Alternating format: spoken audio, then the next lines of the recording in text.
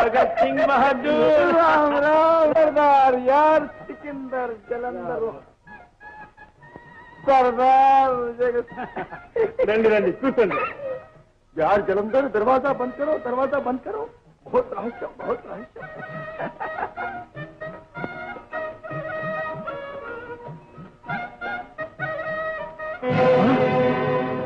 రవి రవి కాదు ఏనాడు నా చిట్టి చెల్లి నీ పాపిష్టి చేతుల్లో చచ్చిపోయిందో ఆనాడే ఈ రవి కూడా చచ్చిపోయాడు ఇప్పుడు నీ ముందు నిలిచింది నీ పాలిటి మృత్యుదేవత నీచుడా అన్యాయంగా నన్ను జైలుకు పంపి నీ కామ వ్యాపారంతో కలకాలం కులుకుదామనుకున్నావు కదూ నిన్ను కరిచేస్తానికి ఈనాడు జైలు నుంచి తప్పించుకొని వచ్చాను ఈనాటితో నీ శరీరానికి నీ ప్రాణానికి రుణం తీరిపోయింది సాగు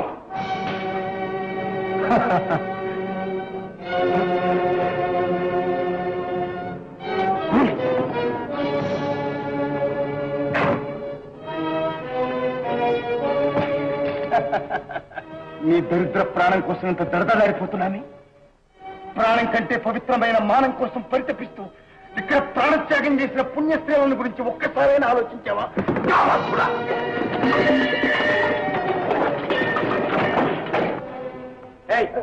నాగేశ్వరరావు ఇక్కడ కవరా కారు గారు ఇదిగో కప్పు ముందు చెప్పు పైన బొంబాయి గారితో మాట్లాడుతున్నారు సారు ఎలాగొస్తాడు చెప్పు చెప్పు గడ్డం మేసం తలపాక ఇవన్నీ ఉంటాయండి అయితే రవి ఉండాలి అమ్ముడాను రవిగాడే చూడు బాగా చూడు ఇదే నీ ఆఖరి చూడు కంటికి కనపడ్డ ఆడదాన్నల్లా కామోద్రేకంతో కన్ను గీసి కాని పనులు చేయించడానికి కారణభూతాలైన నీ 2 కళ్ళను శాశ్వతంగా మూసేస్తాను ఇదే నీకు మొదటి శిక్ష ఒకసారి ఆడదాన్ని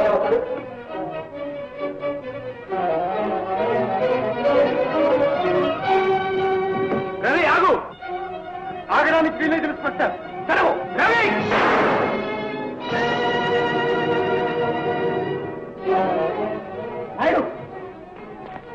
ముందా రవిని పట్టుకోవాలి గాయపడ్డ హంతకుడు దేనికంటే తగ్గిస్తాను కమెంట్ చేస్తాను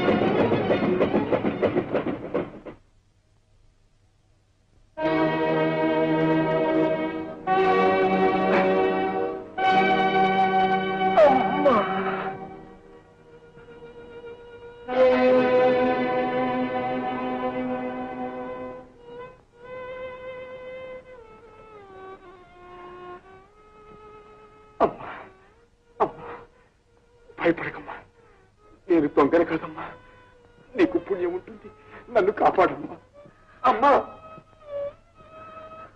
అమ్మా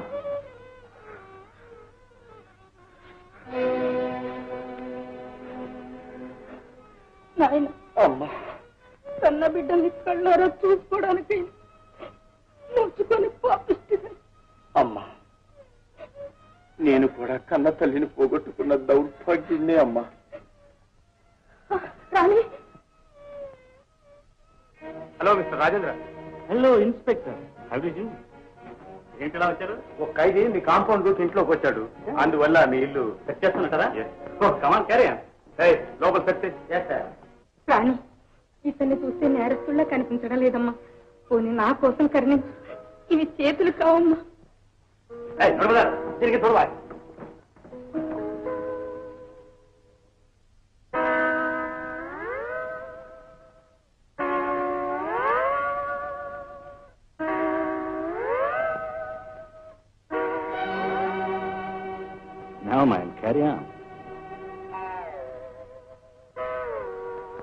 అబ్బే, ఇక్కడికి ఎవరూ రాలేదు బాబు. అలాగమ్మా. ఇంకా చూడండి. నోనా, మీ అమ్మగారే అలా చెప్తున్నప్పుడు ఇంకెందుకండి. కమా.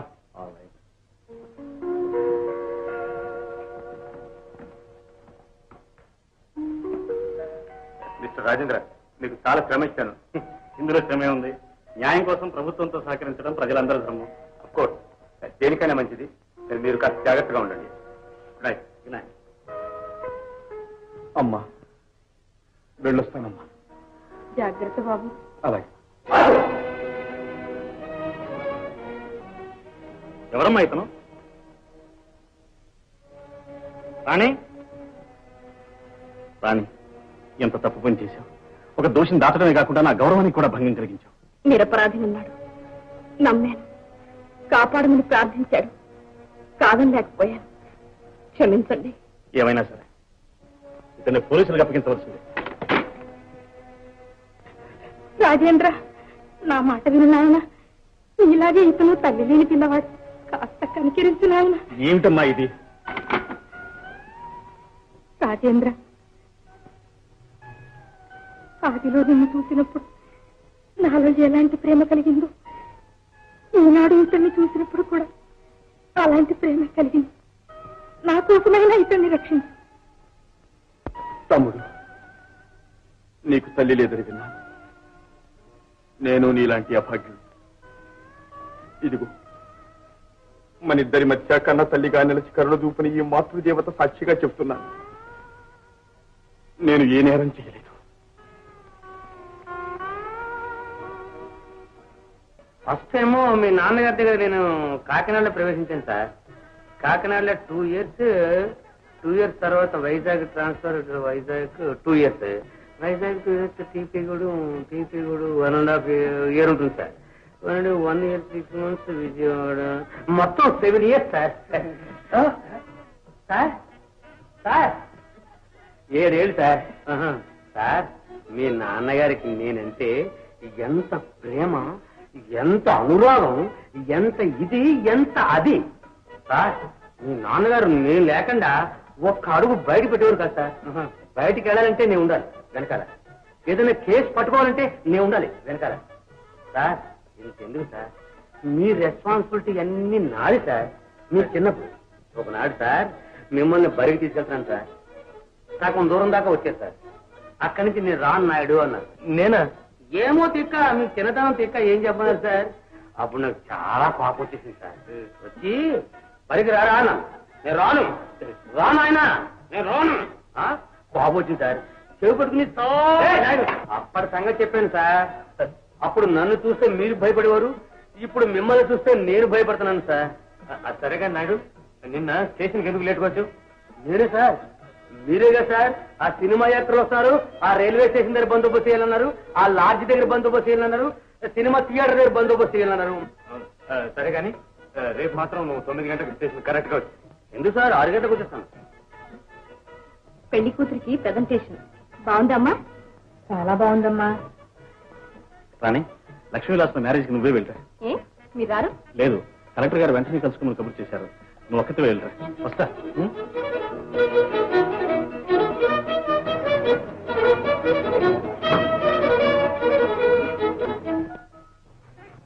రాణి, వెంటనే తిరిగి వచ్చేస్తానే, తొందర లేదు, మెల్లిగా రావు.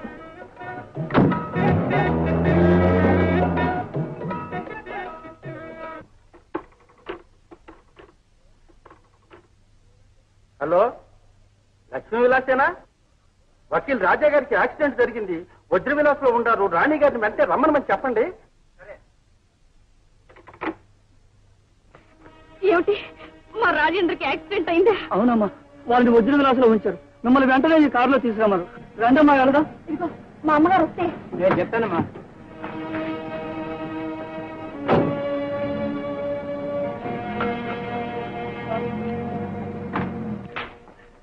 అయినా తల్లి వచ్చావా కూతురా?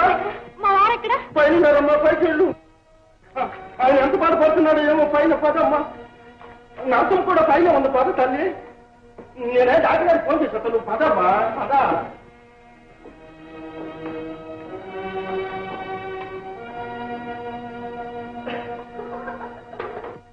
ఎక్కడ? వజ్ర విలాసుగా? అవునమ్మా, మీరు రాగానే తమతో చెప్పమన్నారు. వజ్ర విలాస్ ఎక్కడుందో తెలుసా బాబు? నాకు తెలుసమ్మా, రేస్ కోర్స్ వెనక ఉంది, రండి తీసుకెళ్తాను. దుర్మార్గుడా, ఆడవాళ్ళ జీవితాన్ని ఇలా అలరిపాలు చేయడమేనా నీ ఆచారం? కాదు కాదు, ఆడవాళ్ళ జీవితాలకు ఇలాంటి ఆనందాన్ని అందజేయడమే నా ఆదర్శం. అది నీ అంతానికి దారి తెలుసా? మీ అయ్యగారు ఎక్కడ? పైన ఉంటారు, గురు పెట్టి నిద్రపోతుంటారు సార్. సరే లేపుతాం. అయ్యో కాదు సారు, అయ్యగారు పడక మీద ఉండగా ఆ కూడా అల్లాటానికి వీల్లేదు సారు. ఓహో అలాగా, అయితే దిగుచిన్నది ఇక్కడ ఉంటాం. అవన్నీ మతిలేని మానవుడు కల్పించుకున్న శృతి లేని సూత్రాలు సుందరి. నువ్వు మనిషివే మృగానివే? మృగంలో నుంచే మనిషి కూడా వచ్చాడని శాస్త్రకారులంతా సెలవిస్తున్నారు. తెలీదా డార్లింగ్? తెలుసు, మానవుడు తన అంతానికి ముందు మళ్ళీ మృగంగా మారతాడని కూడా మహాజ్ఞానులు అంటున్నారు. అది తెలుసుకో. లోకాన్ని ఇలాంటి వాడు నాశనం చేయండి వదలదు. అది తెలుసుకో. ఆగు, దగ్గరికి వచ్చావా ఎవరో ఒకరు కష్టం.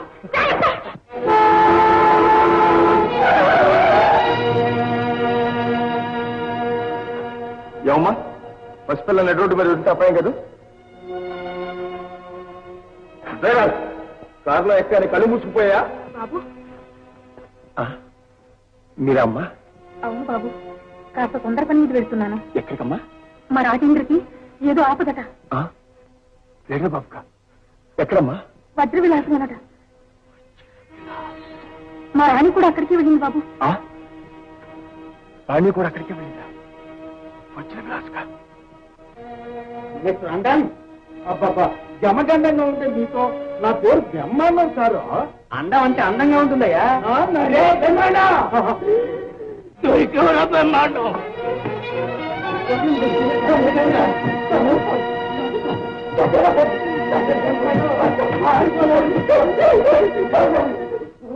ఏ నోడు గారు, ఈ అండ ఎందుకంటే అయ్యగారిని చూడకూడదు ధనమన్నాడు.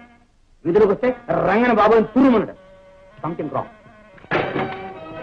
ఆగు, నేను ఎలాగా చావడానికి నిశ్చయిస్తున్నాను. కానీ సత్యం ముందు ఆడవాళ్ళ జీవితాన్ని అన్యాయం చేసి నిన్నంతం చేసి మరీ ఆత్మహత్య చేసుకుంటాను.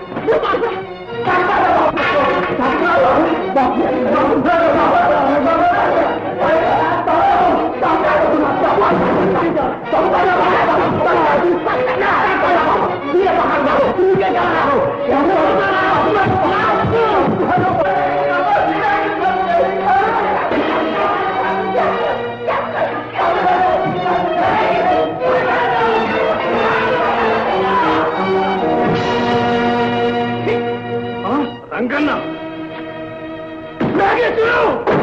నువ్వా? నేనే. మా అయ్యగారి కుటుంబాన్ని అన్యాయంగా పట్టుకు పెట్టుకున్నావు. నీ అంతం చూస్తే గాని వదలరా. మోస్తాంగా రాక్షసుడా, నీ నోరు ఆఖరిసారిగా మూసేస్తా.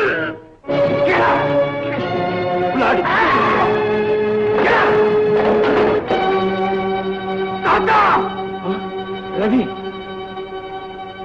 తాత తాత తాత, పాపాత్ముడా, పూజ్యుడైన తాతను పొట్టను పెట్టుకున్నావా? నరరూప రాక్షసుడా, ఈ రక్తపు చేతులతోనే నీ నెత్తులు చూస్తాను. పండిందిరా నీ పాపం, నిండిందిరా నీ ఆయుష్. అడుగు ముందుకు వేసావా హతమారుస్తాను. ఈ నాగేశ్వరరావు ఆనందానికి అడ్డు వచ్చే వాళ్ళందరూ అంతం కావాల్సిందే. నా రహస్యం నా ఒక్కరితో నిలిచిపోవాల్సిందే.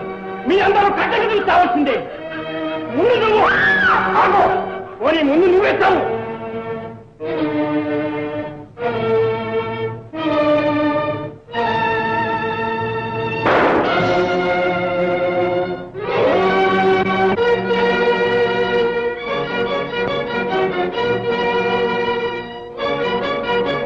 చావు.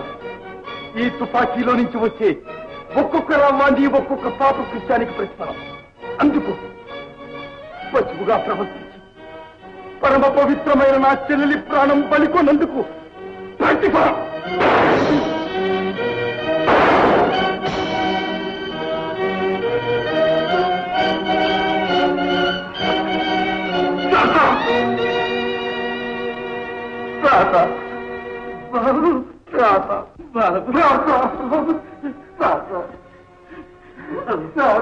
ఏం జరిగింది బాబు? రంగ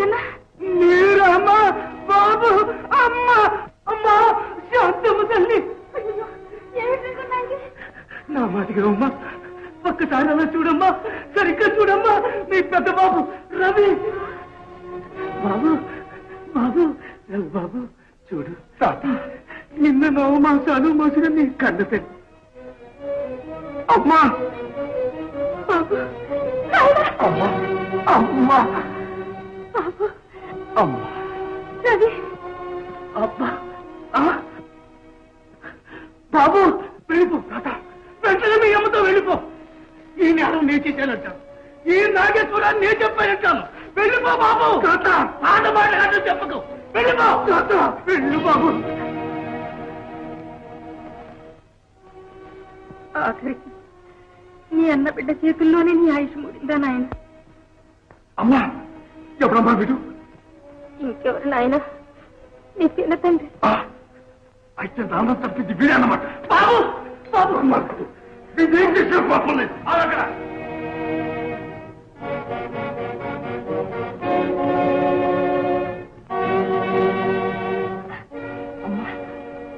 బాబు 20 సంవత్సరాలకు ముందు దూరం మీద నా బిడ్డ ఈనాడు చూశాను. నీకు పుణ్యం ఉంటుంది. నా రవిని విడిచిపెట్టి నన్ను తీసుకెళ్ళండి. బాబు నా బిడ్డని విడిచిపెట్టండి. విడిచిపెట్టడానికి వీల్లేదమ్మా, అతను ముద్దాయి.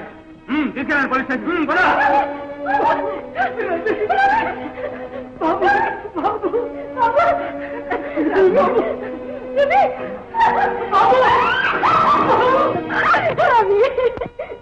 రాజేంద్ర ఒక్కసారి కన్న బిడ్డని కళ్ళారా చూసి చూడకమని కళ్ళు పుడుచుకుని కుమిలిపోతున్నాయి ఈ పాపాత్మరాలు. ఒక్కసారి చూడు. అమ్మా అమ్మ అమ్మ అంటూ ఆదరించి చేరదీశారే. ఆ అమ్మ తన బిడ్డ కోసం అల్లాడిపోతూ ఉంటే మాట్లాడేవండి. రాణి రాజేంద్ర నువ్వు తప్ప నా రవిని ఇంకెవ్వరూ కాపాడలేదు. రాజేంద్ర ఇక నుంచి ఎవరి తరఫున వాదించడానికి నాకు వీల్లేదమ్మా. ఎందుకు వీల్లేదు బాబు? ఈవేళ నుంచి నేను న్యాయవాదిని కాదు, జడ్జిని. అయితే ఇక నా రవి గతి న్యాయశాస్త్రం చేతుల్లో ఉంది.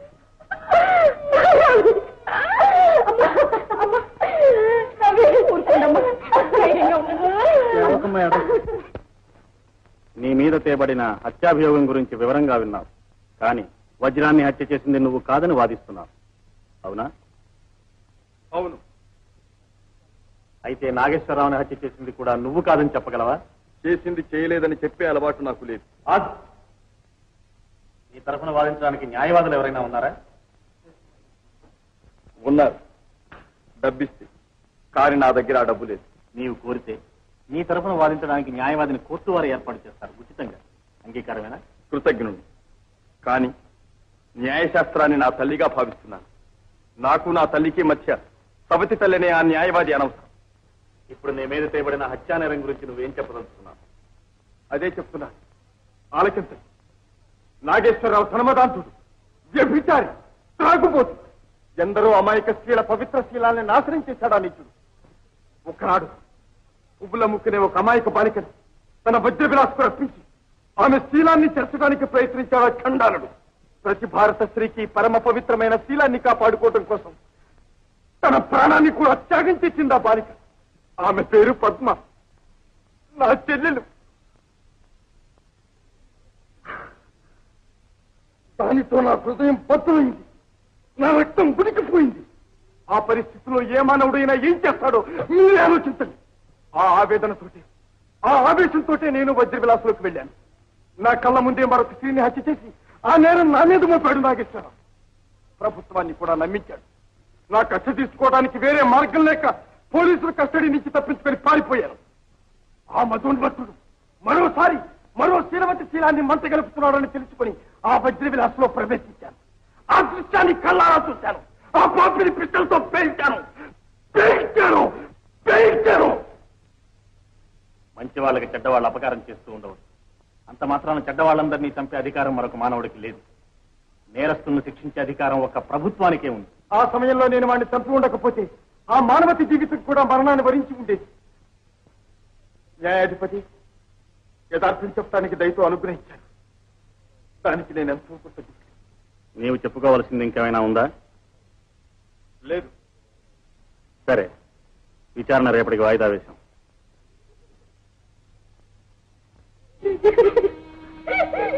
అమ్మా, విచారించకండి, ధైర్యంగా ఉండండి. ఇంకెక్కడ ధైర్యం అమ్మా? నా ధైర్యం అంతా దగ్ధమైపోయింది. నా బ్రతుకంతా నాశనమైపోయింది. రాజేంద్ర, ఫాదర్, శాంతమ్మ, నువ్వేనా? అవును స్వామి, శాంతమ్మని. ఆనాటి నుంచి బిడ్డల్ని చూడాలని కాంక్షతో చావకుండా జీవితం వల్ల బ్రతికున్న శాంతమ్మని. నేను సత్యమైనా బాగుండేది స్వామి. శాంతమ్మ, ఎందుకమ్మా అంత ఆవేదన? ఆవేదనే స్వామి, కనిపించిన కంటి బాబుని కళ్ళారా చూశాను. కానీ అందుకోడు అడుగురా నేను కాక ఆవేదన పడుతున్నాను. కన్న బిడ్డను క్షేమంగా కలుసుకుని కూడా అందుకోలేక ఆవేదన పడుతున్నావా అమ్మా? ఏమి స్వామి మీరనేది? నా బిడ్డ అబ్బాయి నుంచి బయటపెట్టాడా? తిరిగి నా చేతుల్లోకి వస్తాడా? శాంతమ్మ, ఉయ్యాల్లో బిడ్డను పెట్టుకుని ఊరంతా వెతికినట్లుంది నీ గాథ చూసి. రాజేంద్ర, మీ అమ్మను గురించి అనేక సార్లు ఆవేదన పడ్డావు కదూ. కళ్ళారా కరువు తీరా చూడు నీ కన్న తల్లి. నవమాసాలు మోసిన్ను కన్న నీ మాతృమూర్తిని కన్నుల పండుగ కాదు. రాజేంద్ర, ఈమె నీ తల్లి. అమ్మా, ఇతడే నీ రాజా. రాజా, అమ్మా,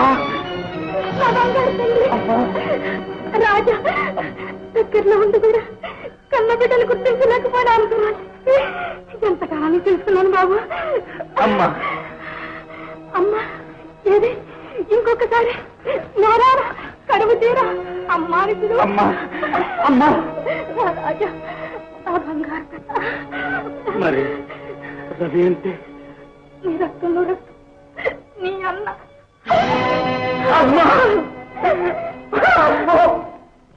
ఏమిటమ్మా శాంతమ్మ, మీ పెద్ద అబ్బాయి రవి కూడా కనిపించాడా?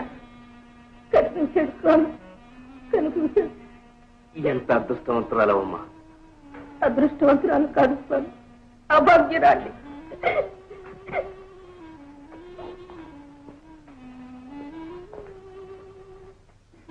ఏమిటమ్మా రాణి, ఏం జరిగిందమ్మా? ఒక నీచుడు నన్ను నిర్బంధించపోతే ఆయన ధైర్యంగా ఆ మూర్ఖుని అంతం చేసి నన్ను కాపాడారు. అందుకని ఆ మహాత్ముని జైల్లో పెట్టారు. ప్రభు, ఏమి నీ సృష్టి వైచిత్యం. చెదిరిపోయిన కుటుంబాన్ని చెరదీశావు. కన్న బిడ్డలనిద్దరినీ కన్న తల్లికి చూపావు. కాని కాని ఏకగర్భ జనితులైన అన్నదమ్ములిద్దరు నేటికి న్యాయ దృష్టిలో విరోధులైనారు స్వామి.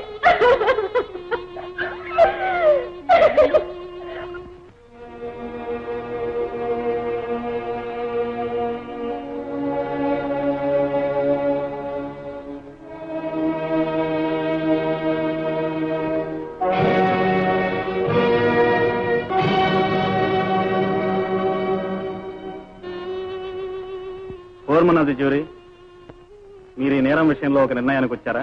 చిత్తం. అందరిది ఒకే అభిప్రాయమా? Yes your honour. ఏమిటది? దోషి అయిన రవి కక్షతో, బుద్ధిపూర్వకమైన ప్రతీకార దీక్షతో ఒక భయంకరమైన హత్యానేరం చేశాడని మా అందరి ఏకాభిప్రాయం.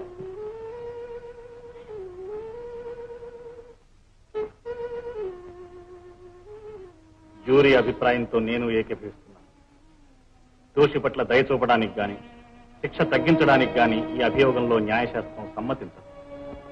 అందువల్ల ఇండియన్ పీనల్ కోడ్ 302వ సెక్షన్ కింద హత్యానేరం చేసినందుకు గాను దోషి అయిన రవికి యావజ్జీవ కారాగార శిక్ష విధిస్తున్నాను. ఇక ఖైదీని తీసుకెళ్ళండి.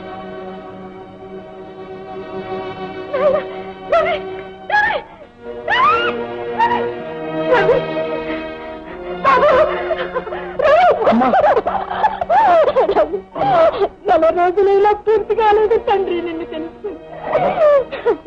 కల్లారా కరువు తీరు నిన్ను చూసుకోలేదు. కడుపారు కోరిక తీరా నీతో మాట్లాడలేదు నాయన. అంతలో క్యా భగవంతుడు నిన్ను నాకు దూరం చేస్తున్నాడు. విడిచిపెట్టి ఎలా ఉండను బాబు. అమ్మా, మనమంతా భగవంతుని చేతిలో ఆట బొమ్మలు. సుఖ దుఃఖాలు, సంయోగ వియోగాలు మానవ జీవితాలకు తగ్గ కావలసింది కాక నానదమ్మా.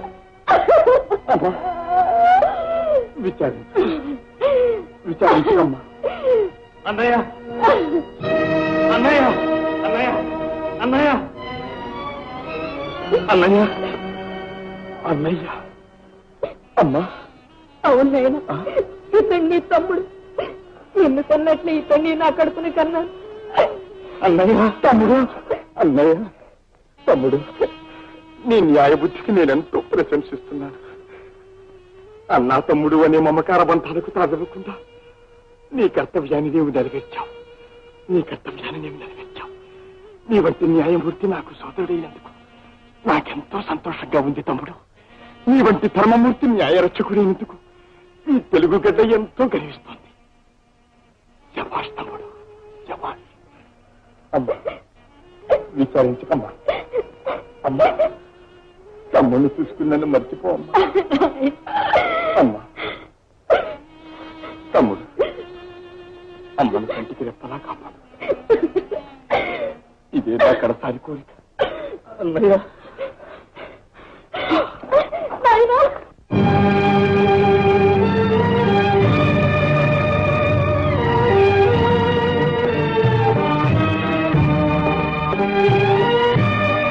క్రూరజనులచే అన్యాయముగా దూరమైరి ఆనాడు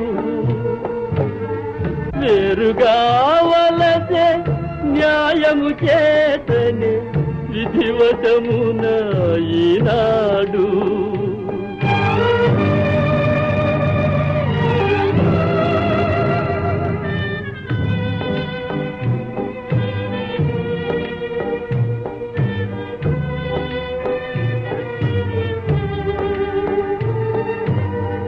తనువులు దూరము చేయగలరు ఏ తగిన వారలైనా,